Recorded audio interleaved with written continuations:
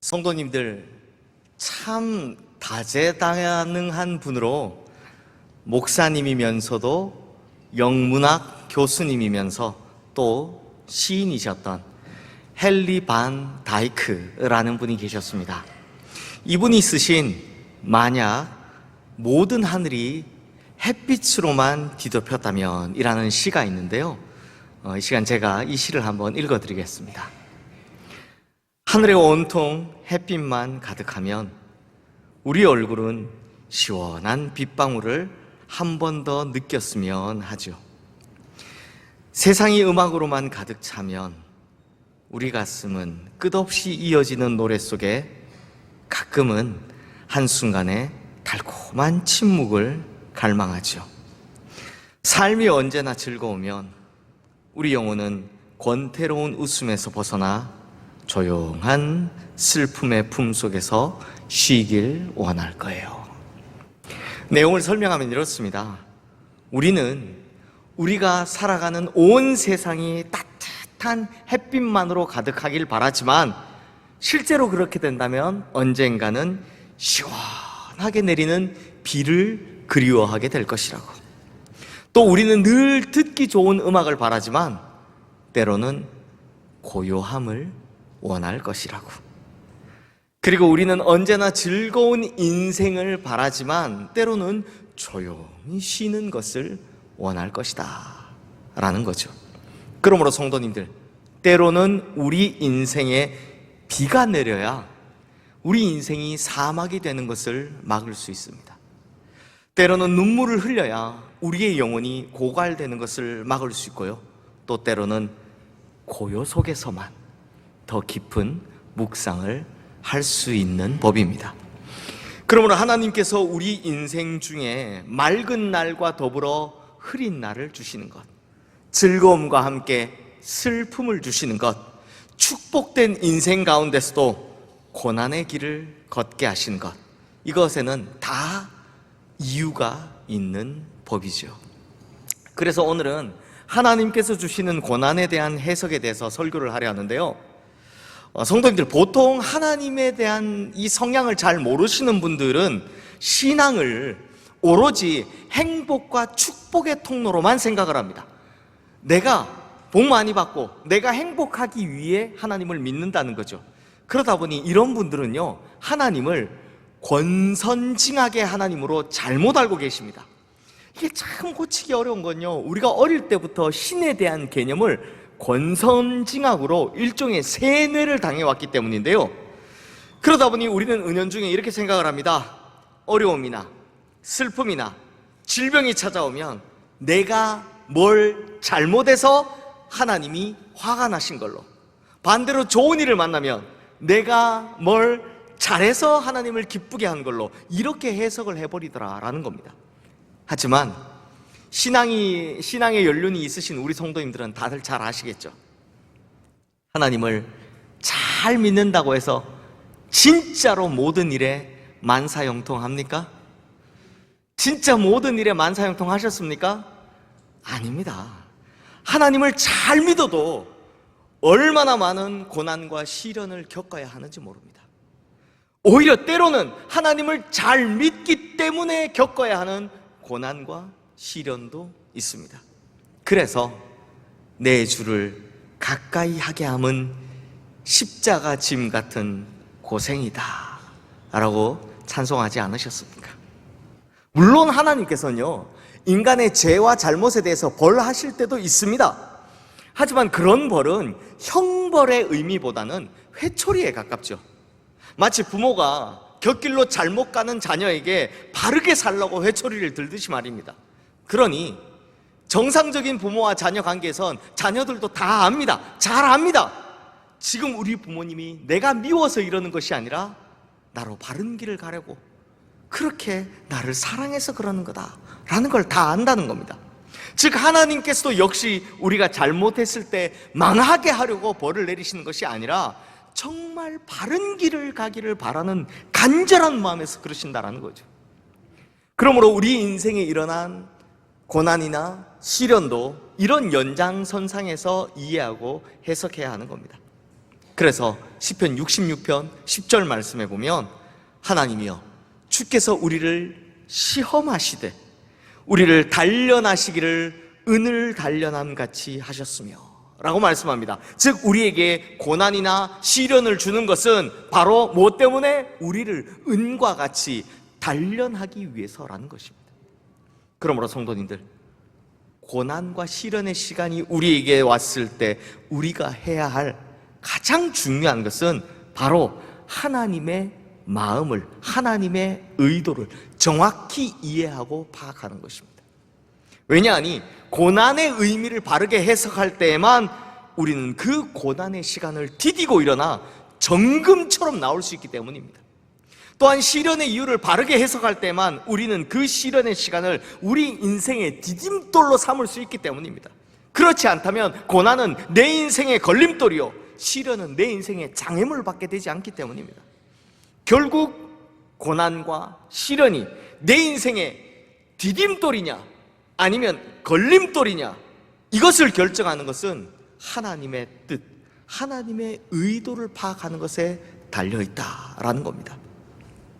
그런 의미에서 오늘 본문의 내용을 이제 살펴보자면, 다윗은요 사울 왕을 피해서 급하게 도망가던 중에 높 땅에 있던 성소를 찾아갑니다. 그리고 거기서 제사장 아히멜렉으로부터 뭘 받냐? 잘 기억하십시오. 골리앗의 칼을 받습니다. 골리앗의 칼. 그리고 그 칼을 가지고 막 좋아라 하면서 길을 떠나는데요. 그런데 제가 이런 표현 참 죄송합니다.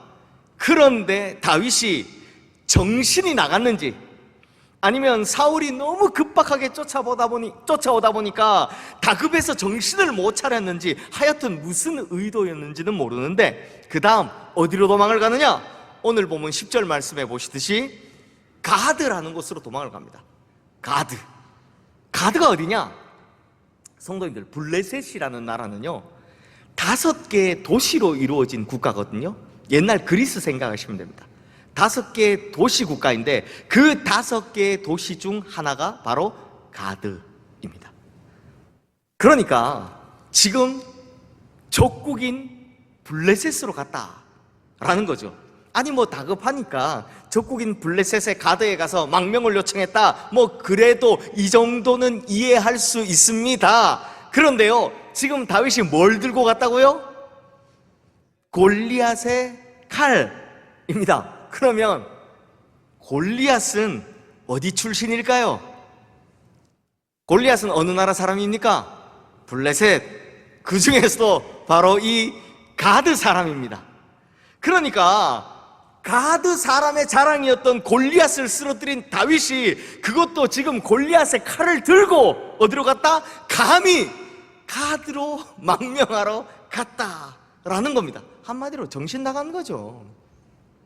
그러다 보니 다윗은요 자신의 판단이 얼마나 큰 실수였는지를 알아차리는데 그리 오래 걸리지 않았습니다. 우선 가드왕 아기스는 다윗의 망명을 참 괜찮게 생각했던 것 같습니다. 실제로 아기스는 훗날 다윗이 다시 망명했을 때에도 자신의 영원한 경호대장으로 삼겠다라고 할 만큼 다윗을 굉장히 좋게 본 사람, 다윗에게 우호적인 사람이었거든요. 하긴 뭐 생각해보면 그럴만합니다.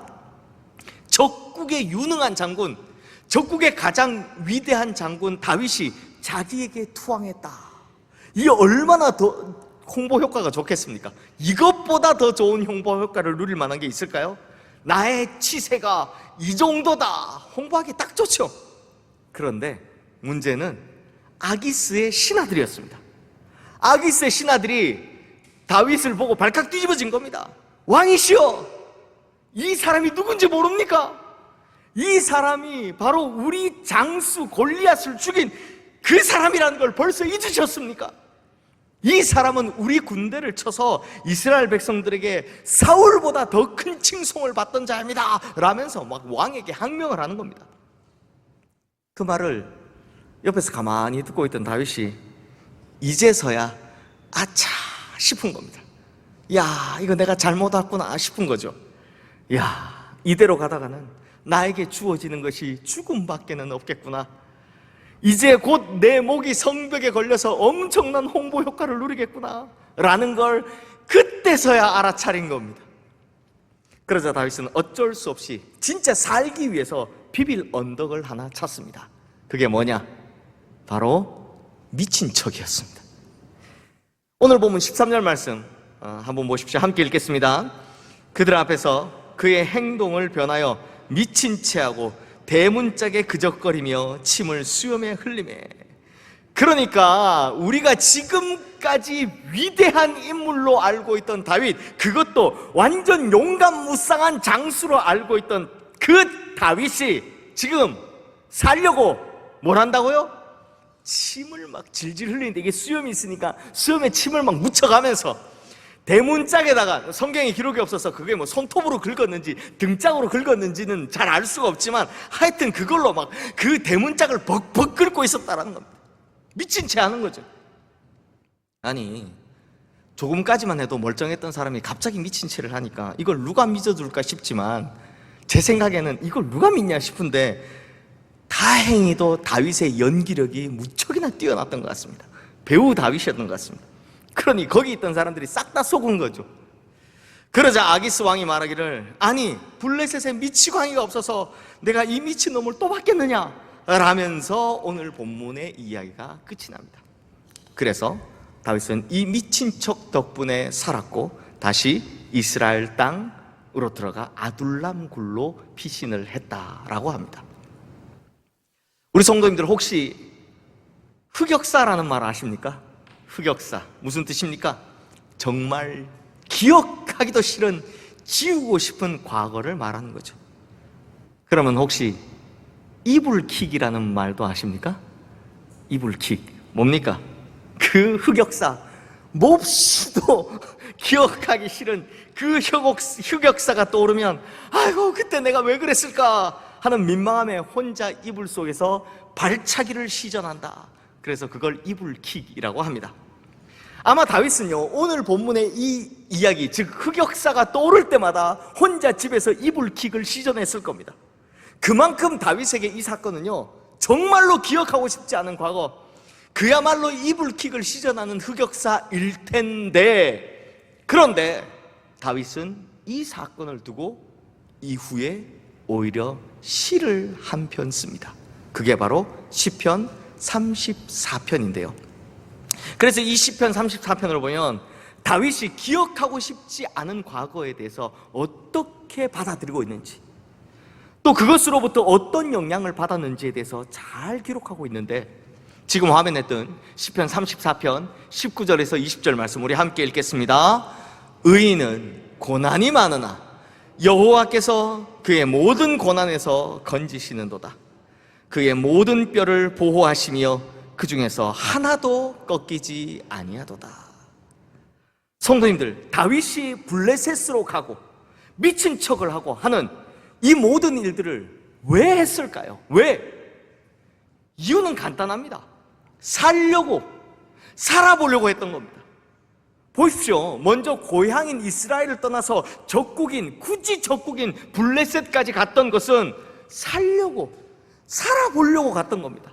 그런데 일이 뜻대로 풀리지 않고 오히려 죽을 위기가 닥쳐오니 이번에도 살아보려고 미친 척을 하고 있던 겁니다. 그러니 성도님들 자세히 보시면요, 다윗이 스스로 살려고 발버둥을 칠 때마다 더한 죽을 위기가 찾아온다는 걸 발견할 수 있습니다. 어떻게든 살아보려고 자기 딴에는 최선을 다하는데 자꾸만 일이 꼬여서 죽을 일만 생기더라라는 거죠. 그러다 보니 다윗이 뭐라고 고백합니까? 내가 살려고 스스로 발버둥을 쳐봐야 죽을 일만 생기더라. 그런데 여호와께서 그 모든 고난에서 건져내시더라 라고 고백하는 겁니다. 그러면서 또 다윗은 이 고난들에 대해서 어떻게 평가를 하느냐? 모든 뼈를 보호하시며 그 중에서 하나도 꺾이지 않았다라고 합니다. 이게 무슨 말이냐? 해석을 해보면요, 성도님들, 고난이 너무 강하면, 이 데미지가 너무 강하면 뼈가 부러질 염려가 있습니다. 아무리 고난을 통해서 단련되고 강해진다 하더라도 뼈가 부러지면 다시는 일어서지 못합니다. 그럴 만도 한 것이 다윗이 이 시편을 쓰던 시기에는 우리처럼 무슨 뼈를 붙여주는 정형외과 의사가 있는 게 아니잖아요. 그러니 뼈가 부러진다 라는 말은 다시 회복이 불가능하다라는 말입니다. 그런데 하나님께서 어떻게 하셨다고요? 당할 때는 진짜 죽을 것 같은 고난이었는데 지나고 보니 하나도 상하지 않았더라. 충분히 감당할 만큼, 사실은 더 강해질 수 있도록 딱 그 정도의 알맞은 고통만 허락하셨더라라는 겁니다. 그러니 하나님께서는 다시 일어설 수 없도록 뼈를 부러뜨리시는 것이 아니라 다시 일어나 더 강하게 달릴 수 있도록 단련시키더라라는 겁니다. 바로 이것이 죽을 것 같았던 고난을 겪은 후, 미친 척을 해야만 살아남을 수 있었던 시련을 겪은 후 다윗이 해석해낸 하나님께서 고난을 주시는 의미더라라는 겁니다. 사랑하는 성도님들, 심리학에 보면요, 외상 후 스트레스 장애라는 말이 있습니다. 혹시 들어보셨습니까? PTSD라고요. 이게 뭐냐면 어떤 큰 어려움이나 충격적인 문제를 겪고 난 후에 이 계속적인 고통을 느끼는 겁니다. 일상생활 속에서도 계속적인 고통을 느끼는 겁니다. 그래서 결국 위축되고 무기력해지면서 공포에 휩싸여 사는 마음의 질병을 PTSD, 외상 후 스트레스 장애라고 부릅니다. 아마 우리 성도님들 그 전쟁 겪었던 군인들이 전쟁 끝내고 일상으로 돌아왔는데도 막 꿈속에서 막 자기 동료들 전쟁하는 꿈 여전히 꾸고 막 자기 생활 속에서 막 못 견뎌하는 이런 기사를 보신 적이 있을 겁니다. 그게 바로 PTSD입니다. 근데 성도님들, 심리학에서는요, 외상 후 스트레스 장애와 반대되는 외상 후 성장, PTG라는 이론도 있다는 걸 아십니까? 그러니까 살다가 똑같이 큰 어려움과 충격적인 문제를 겪을지라도 위축되지 않고 계속해서 앞으로 나가는 사람, 무기력해지지 않고 더더욱 강하게 부딪혀보는 사람, 오히려 더 단련되고 더 성장하는 사람, 이런 사람이 분명히 있더라라는 겁니다. 제가 이걸 뭐로 한번 예를 들어 설명을 해볼까 고민하다가 마침 생각난 것이 기타였습니다. 이 기타 있잖아요. 기타였습니다. 성도님들, 기타를 치려면, 처음에 치려면 기타 줄을 이제 만져야 되잖아요.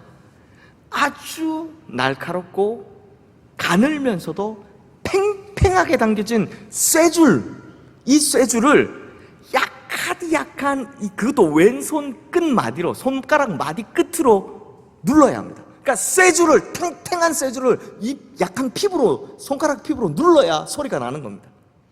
그러니 처음에는 손끝이 너무 아프죠. 점점 빨갛게 되다 보면 막 이렇게 줄이 막 생기거든요. 기타 누르고 있으면 줄이 막 생기니까 줄이 생긴 이 점점 빨갛게 되다 못해 나중에는 손가락 끝에 물집이 생깁니다. 그런데요, 이 물집이 이 피부 밑쪽에, 안쪽에 생기기 때문에 이걸 뭐 터뜨릴 수도 없습니다. 그냥 견뎌야 됩니다. 해보시는 분들, 기타 치시는 분들은 아시겠지만 이거 상당히 아픕니다, 처음 배울 때. 그런데 그때 아프다고 연습을 게을리하거나 그만둬버리면 그 사람은 절대 기타를 못 배웁니다. 기타 칠 수 없습니다. 하지만 끝까지 참고 꾸준히 연습하면 어느 날 손끝에 뭐가 생깁니까? 굳은 살이 박히기 시작합니다. 그렇게 연약하던 손끝의 살에 단단한 굳은 살이 배기기 시작하는 겁니다. 그러면 그 이후로는 더 이상 아프지 않습니다. 그리고 굳은 살의 허물이 몇 번 더 벗겨지고 새로 날 때쯤 되면 자기가 압니다. 뭘요? 기타 실력이 월등히 늘어있다라는 사실을 발견하게 되는 겁니다. 그래서 기타 연주의 거장들 손끝을 보면요, 하나같이 이 손끝이요 동그랗고 뭉툭합니다. 하도 눌러서. 왜요? 그 혹독한 시련의 과정이 고스란히 담겨 있는 만큼 월등한 기타 연주 실력을 갖추게 된 겁니다. 바로 이런 분들이 외상 후 성장으로 나아가게 된 케이스인 거죠. 사랑하는 성도님들, 시편 34편 19절의 말씀을 딴 오늘 설교의 제목처럼 의인에겐 고난이 많습니다. 적지 않습니다. 하지만 그 모든 고난, 단 한 번도 예외 없이 모든 고난에서 하나님은 우리를 건져내어 주시는 분이십니다. 그러다 보니 확실한 것은 하나님께서 이 고난을 주시는 이유는 절대 우리가 미워서가 아니라는 겁니다. 아니, 미운데 왜 고난을 주겠습니까? 미운 놈 뭐 하나 더 준다? 떡 하나 더 주는 거죠. 하나님께 있어서 사랑의 반대말은요, 미움이 아니라 무관심입니다. 무관심. 진짜 하나님이 미우면요, 로마서 1장에도 나오지만 그냥 내버려 두십니다. 아, 너 알아서 해라, 나중에 보자, 내버려 두십니다. 그래서 내버려 둠의 끝판왕, 영원한 유기가 뭡니까? 바로 지옥 아닙니까? 그러니 하나님께서는 사랑하지 않는 사람에겐 절대 고난을 주지 않으십니다. 기대하는 바가 없는데 무슨 가르침을, 고난을 통한 가르침을 주시겠습니까? 반면 하나님께서 사랑하시는 사람, 하나님께서 사용하시던 의인들을 보십시오. 하나같이 다 고난과 시련의 연속이었습니다. 평탄한 삶을 산 의인, 세상에도 없고 성경에도 없습니다. 그런 사람은 없습니다. 오히려 고난이 많을수록 굳은 살이 박히며 더더욱 의인답게, 의롭게 만들어져 가는 법이죠. 바로 이것이 하나님께서 우리에게 고난을 주시는 이유다라는 겁니다. 그러므로 성도님들, 하나님께 사랑받는 우리 성도님들에게 외상후 스트레스 장애라는 말 따위는 없습니다. 오로지 외상후 성장만 있을 뿐입니다. 왜요? 의인은 고난이 많으나 여호와께서 그 모든 고난에서 건지시기 때문입니다. 그러므로 성도님들, 하나님께서 주신 고난을 통해서 나는 다시 일어날 것이다, 더더욱 강하고 더더욱 멋지게 성장할 것이다, 결국에는 정금처럼 나올 것이다 라는 적극적인 소망을 품게 되시기를 주님의 이름으로 축원합니다. 그래서 고난이나 시련 가운데도 두려워하지 마시고 당당히 맞서게 되시기를 주님의 이름으로 축원합니다.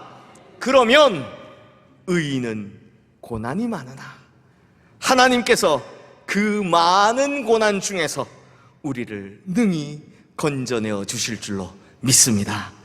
기도하겠습니다. 하나님 아버지, 하나님께서 쓰시는 사람들, 또 하나님께서 의롭게 만드시려는 사람들이 하나같이 모두 다 고난의 풀무에서 재련을 당했음을 보게 됩니다. 특히 오늘 본문의 다윗처럼 그 고난에서 헤어나오려고 꾀를 내어봤자 인간의 지혜로는 더더욱 일이 꼬일 뿐이라는 것을 보게 됩니다. 그러므로 하나님, 우리는 조용히 모든 것을 다 하나님께 맡기고 오히려 이 고난을 통해서 더더욱 강해질, 더더욱 뛰어나게 될, 더더욱 성장하는 정금 같은 우리의 모습을 소망하며 버티고 이기게 하여 주시옵소서. 하지만 하나님, 이 시간을 견디기가 말처럼 쉽지가 않습니다.